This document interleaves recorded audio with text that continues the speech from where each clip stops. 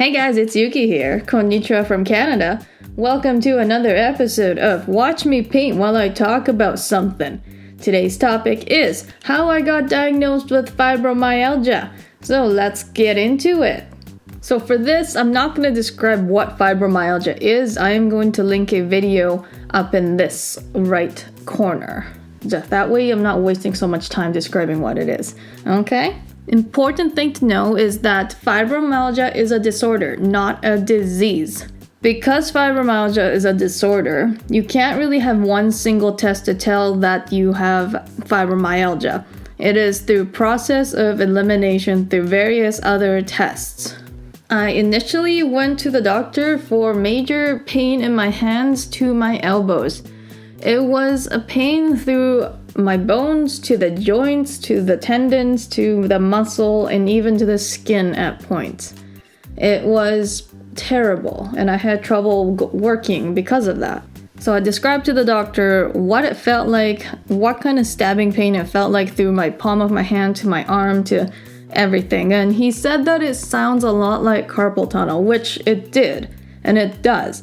But I also wanted to get tested for rheumatoid arthritis because my joints felt like it was getting ground down. So first things first, he sent me for x-rays. And that came out totally fine. There was no wear and tear in my joints, which I was really surprised because my joints honestly felt like they were deteriorated and they're gone, they're shot. That's how bad they felt. But x-rays say, hey, you're totally fine. So I was like, what the hell? And I also got blood tests done for rheumatoid arthritis and nothing came up with that. So both things are telling me that I'm totally fine. Like, okay, what else can it be? So I had to go back to the doctor since my pain isn't going away. Nothing's been solved yet, except tests say I'm totally fine. So I got an appointment with a carpal tunnel expert and a rheumatoid arthritis expert coming up. So with the carpal tunnel test, they do like electric shock nerve tests, and that came out totally fine too. Like my reactions and all that stuff was totally normal. It's like, okay, that's great. My body's saying it's fine. But I sure hell don't feel like I'm fine, damn it.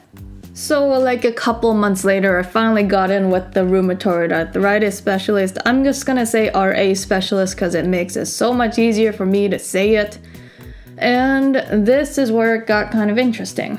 So they gave me a sheet to fill out like which part of my body hurts, and they give you a graph to like shade in which parts hurt, and I basically just shaded in everything because it wasn't just my hands at this point, it was my upper body, it was my lower body, sometimes it was my legs, my ankles, everywhere. So what the heck? Let's just color the whole damn thing.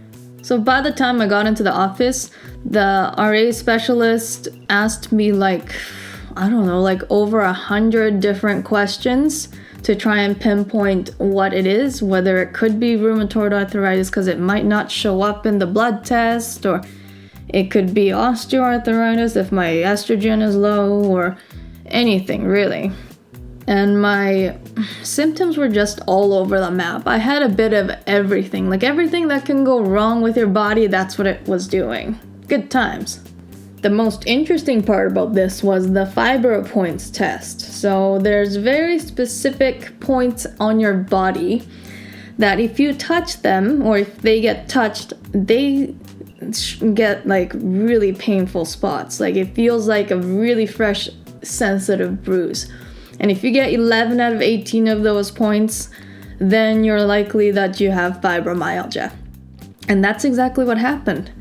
They touched the upper shoulders, the chest, the back, like a bunch of places on my back and like my hip, and it always felt like there were bruises on my hip even though there wasn't. And at one point when they touched my upper back, I screamed in pain and I didn't even mean to, and I shocked the doctors. But then he's like, my dear, you have fibromyalgia. Joy. So for my process on getting fibromyalgia diagnosis was a lot smoother than most people. I got very, very lucky with that. Even though fibromyalgia sucks, at least it only took like 4 months to get that sorted out.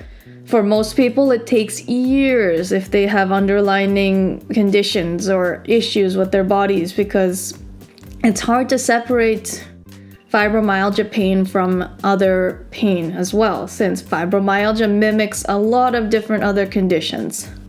And from that moment that he told me that I got fibromyalgia, I just kind of laughed. Like, how ironic can it be?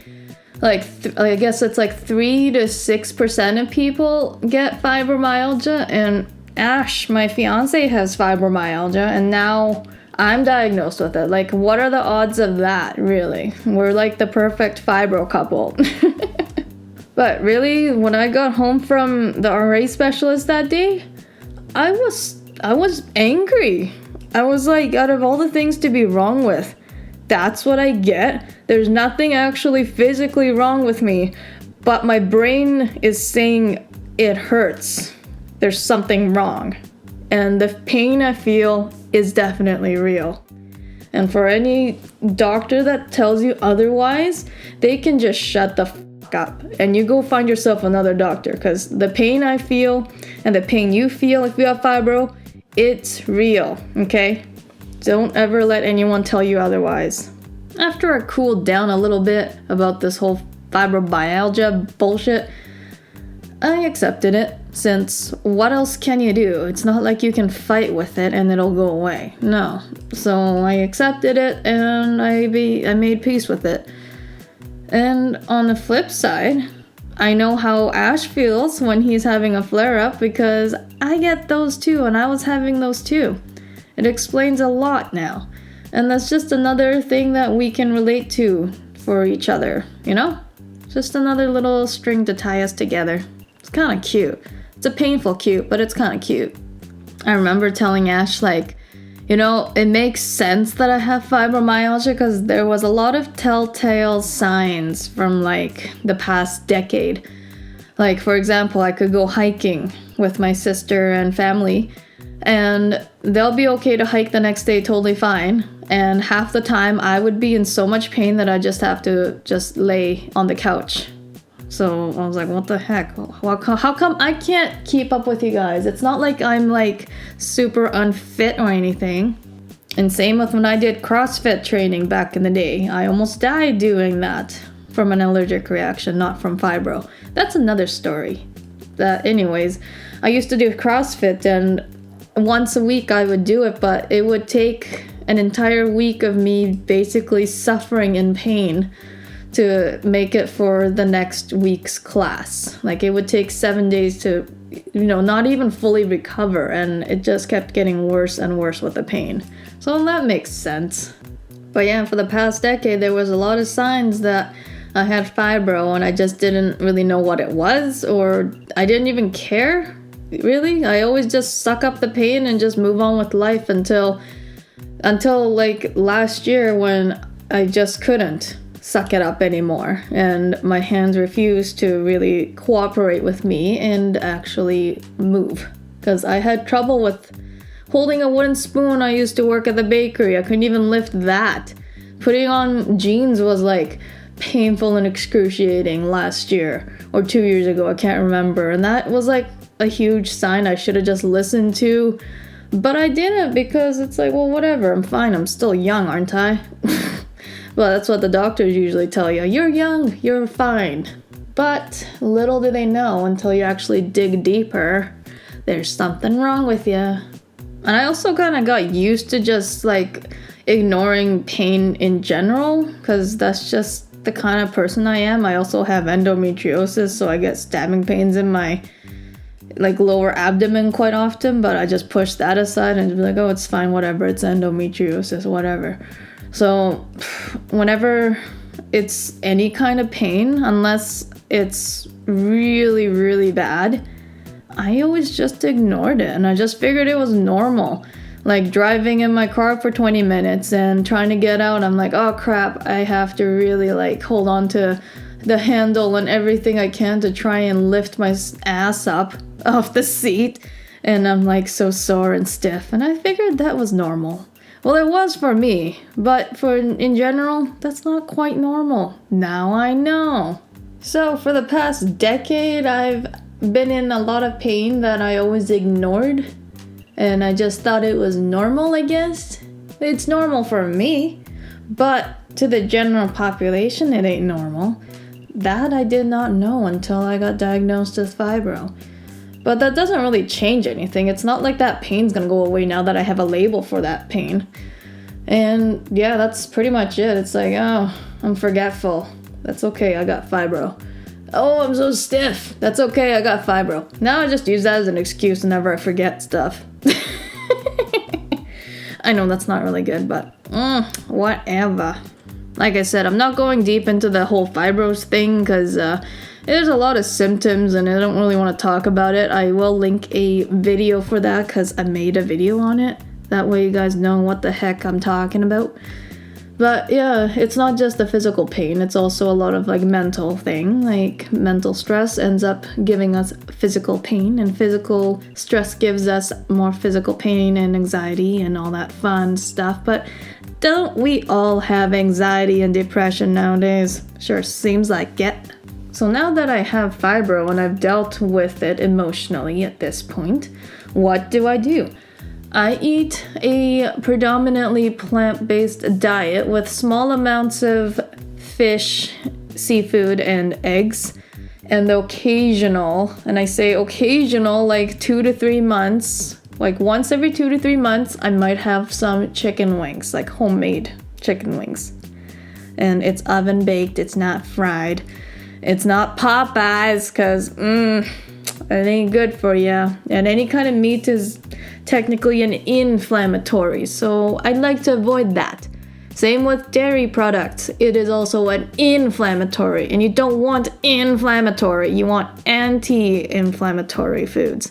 And those are going to be your vegetables. So start eating them veggies. I like my vegetables. I eat a lot of cabbage. That's probably the Asian in me. What can I say?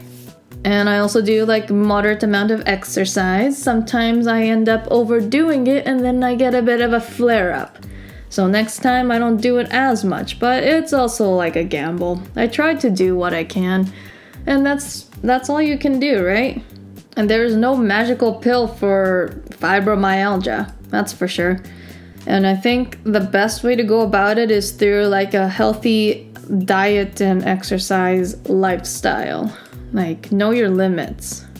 And right now I'm lucky enough not to be on gabapentin, but eventually that day might come where I need a bit of extra boost and help to manage my pain. But for now, I'm doing okay without any medication. I am very lucky for that. Anyways, that was my story on how I got diagnosed with fibromyalgia. It was a very smooth run compared to a lot of people, and I got very lucky for that. But anyways, thanks for hearing me out, and maybe this will help you to find out if you have fibromyalgia. Always push for, seeing a rheumatoid arthritis specialist if you have any doubts, because if you don't push for what you honestly do believe, like with your gut instinct, you're not gonna get it. You gotta push it. So good luck to you guys, and I hope this helped you guys a little bit. And I'll see you guys again next time. Until then, take good care of yourselves and treat others the way you want to be treated. All right, bye.